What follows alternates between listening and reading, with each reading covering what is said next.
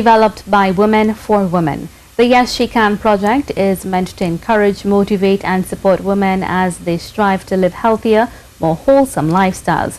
This year, the Yes She Can project has partnered with Royalty for a Night, a project which seeks to help students make their graduation dreams come true. Members of the public are invited to donate new or gently worn formal clothing suitable for a high school graduation. Dionne Baptiste has more in this report. We're smack in the middle of grad season, arguably one of the most anticipated events which mark the end of one's high school career. Hair, nails, shoes, accessories, totally fab dresses, a tux for the guys and of course, a date. Just a few of the must-haves. Unfortunately, not everyone can afford the items on the checklist.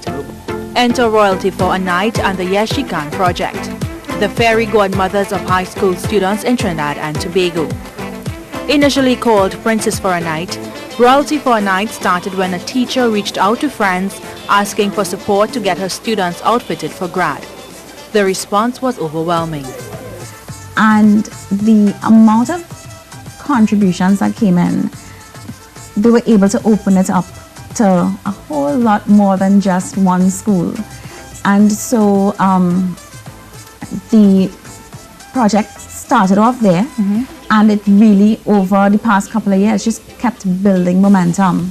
It's now called Royalty for a Night because the guys are now included. So the general public was also invited to donate new or gently worn formal clothing, which was collected and sorted before distribution. Students were then asked to visit the distribution centers, where they were allowed to go through the items and with the help of volunteers choose the outfit that best suited them. All they had to do was present their school IDs or CXC timetables.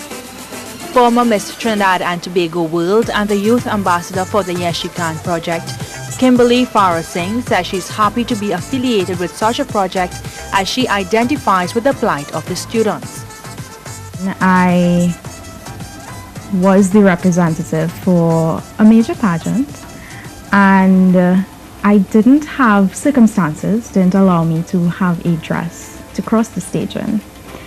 And so it is dear to my heart because it comes from a place of knowing what it is like to have such a grand event to attend and not knowing how I would be able to do so.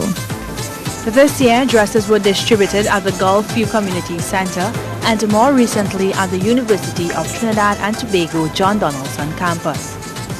Special arrangements were made for persons who wanted to participate but were unable to visit either of the distribution centers on the stipulated dates.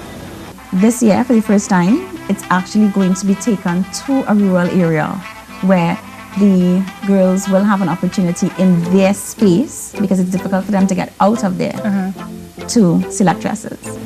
From all accounts, this year's event was a resounding success. Roberta says plans are already underway to ensure that 2018 is its best year yet. Dionne Baptiste, C News.